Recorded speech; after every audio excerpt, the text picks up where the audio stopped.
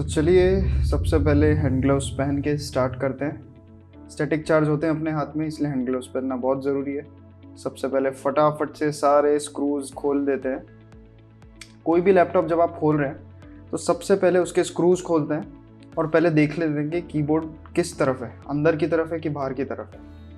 जब सारे स्क्रूज खुल जाएं फिर आप पीछे से धीरे से बैक कवर निकाल लो और अब अंदर के जो स्क्रूज हैं मदरबोर्ड के पास वाले, मदरबोर्ड के ऊपर जो लगे हुए हैं वो एक एक करके वो खोल लीजिए।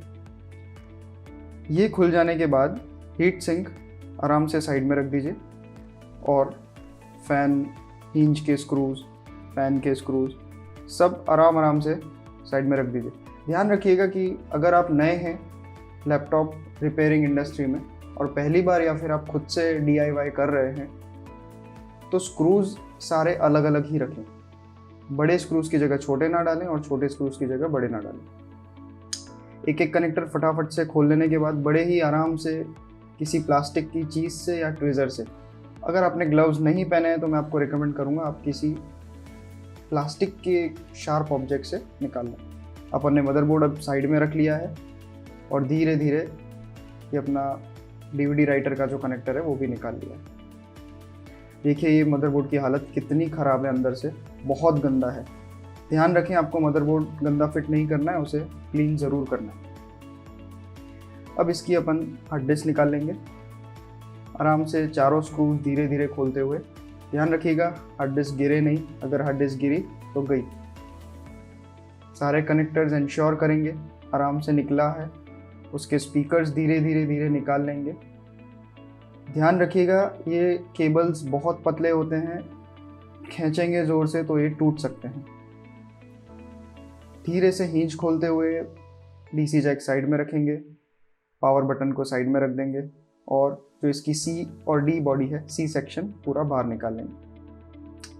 कीबोर्ड मैं ऐसे इसलिए निकाल रहा हूँ क्योंकि ये पुरानी बॉडी है, टूटी हुई है, इसलिए मैं साइड से इसको निकाल रहा हूँ। पर आप ध्यान रखें इंटरनल कीबोर्ड आप डायरेक्ट ऐसे खींच के ना निकालें। मुझे ये वाली बॉडी को वापस यूज़ नहीं करना है, इसके लिए मैं उसे खींच के निकाल रहा हूँ। ये मैंने पतरा साइड में रख दिया और ये कीबोर्ड में धीरे धीरे बाहर निकाल रहा हूँ। कोई भी शार्प ऑब्जेक्ट यूज़ कर सकते हो आप जो हल्के से साइड में चला जाए और धीरे धीरे उसे निकालने का ट्राई कर सकते हैं आप। ये देखिए आराम से आपका कीबोर्ड बाहर आ जाएगा और ये आ गई अपनी नई बॉडी। पहले इसके बटन चेक कर लें, फिर इसको, ये देखिए मैं पहले कंपैरिजन दिखा देता हूँ। ये नई बॉडी, ये देखिए ये नई बॉडी आपकी और ये पुरानी टूटी हुई। तो अपन नई बॉडी को रख लेते हैं और इसमें सबसे पहले कीबोर्ड बिठा के चेक करेंगे कि सही से बैठ रहा है कि नहीं, बॉडी सही है कि नहीं। बॉडी को बिठाते ही आपको पीछे वाला जो पतरा है वो बिठाना है, धीरे से उसका कनेक्टर बाहर निकाल लेना है। ऊपर नीचे तो उसकी साइड है वो इंश्योर करिएगा कि वो सही है। माउस के बटन्स लगाने हैं, एक एक करके आपको सारे पार्ट्स उसके लगा लेने हैं। तो फिलहाल मैं ये करने के बाद आपको कीबोर्ड का फिटिंग बता देता हूँ। बटन चेक कर लिए। अब कीबोर्ड की फिटिंग के लिए आपको एक शोल्डर लेना है और उसके जो प्लास्टिक के ऊपर एक्सटेंशंस जो पीछे होते हैं उसे आपको इस तरीके से दबा के पिघलाना है और इंश्योर करना है कि कीबोर्ड अच्छे से उस पर बैठ जाए। जो पतरा है वो कीबोर्ड को हिलने ना दे और उसके ऊपर अच्छे से बैठ जाए। शोल्डर को थोड़ा दम लगा के अच्छे से करें। इस तरीके से आप शोल्डर को पकड़ सकते हैं जिससे कि प्रेशर ज़्यादा लगेगा।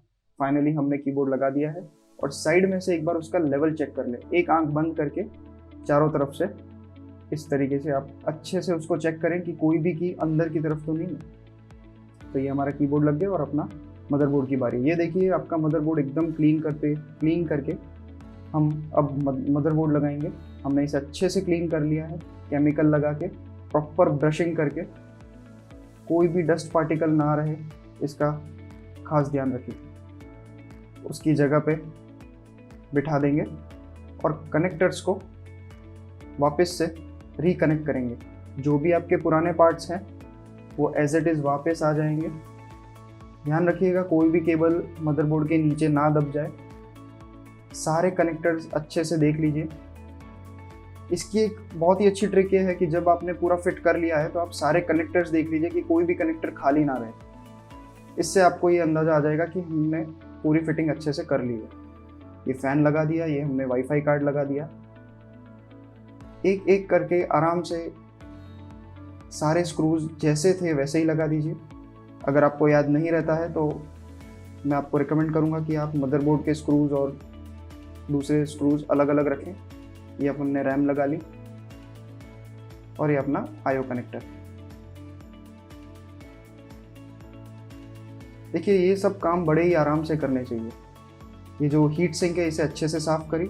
प्रोसेसर का जो सूखा हुआ पेस्ट है उसे केमिकल से बहुत ही क्लियरली साफ़ करेंगे, इतना साफ़ कि आपका मुंह ही उसमें दिख जाए। अब अच्छा सा एक पेस्ट अच्छे से अप्लाई करेंगे, ना ही ज़्यादा ना ही कम, इतना कि वो सफिशिएंट रहे सारी हीट ट्रांसफ़र करने में। और जैसे अपन आगे बढ़े थे, मतलब जैसे अपन ने सबसे पहले हीट सिंक निकाली थी फिर आगे बढ़े थे, उसी तरीके से पूरे प्रोसेस रिवर्स में होगा। लास्ट आपको हीट सिंक लगानी है। हीट सिंक लगाते समय बहुत ध्यान रखना है क्योंकि प्रोसेसर की चिप बहुत डेलिकेट होती है। अब फाइनली मदरबोर्ड के सारे स्क्रूज एक के बाद एक आराम आराम से ध्यान से लगा देंगे। ध्यान रहे एक भी स्क्रू बचे नहीं। स्क्रू आप अच्छे से मार दीजिए। अब कस्टमर की जैसी कंप्लेन थी स्क्रीन रिप्लेसमेंट, तो हम स्क्रीन रिप्लेस करेंगे। स्क्रीन में वाइट कलर के स्ट्राइप्स आ रहे थे, लाइंस बनी हुई आ रही थी। तो सबसे पहले हिंज को खोल लेंगे, हिंज वाले स्क्रूज को, और स्क्रीन को खोल लेंगे। स्क्रीन के चारों स्क्रूज को खोलेंगे। पीछे से धीरे से हल्के से कनेक्टर निकालने के बाद नई स्क्रीन को लगा देंगे। ये बड़ा ही इजी प्रोसेस है। स्क्रीन लगाने में कोई बड़ी रॉकेट साइंस नहीं है, आप बड़े ही आसानी से कर सकते हैं। तो नई स्क्रीन का हमने कनेक्टर लगा लिया।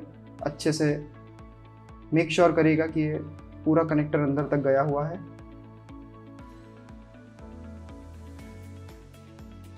अच्छे से हिंज को बिठाना है।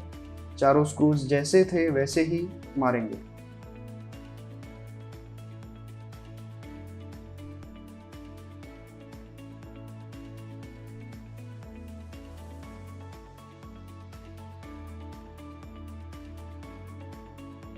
ध्यान रहे सी बॉडी लगाते समय आप ज़्यादा प्रेशर ना करें, इससे आपकी स्क्रीन टूट सकती है। सारे केबल्स बड़े ही आराम से जैसे वो थे आपको वैसे ही उसी अरेंजमेंट में उन्हें बिठाना है।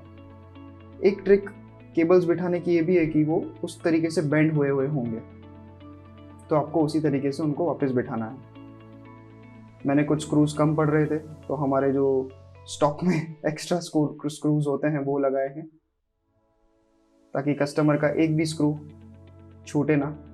हार्ड डिस्क लगा दी है, उसके कनेक्शन कर दिए हैं। हार्ड डिस्क के सारे स्क्रूज बड़े ही अच्छे से लगा दिए हैं।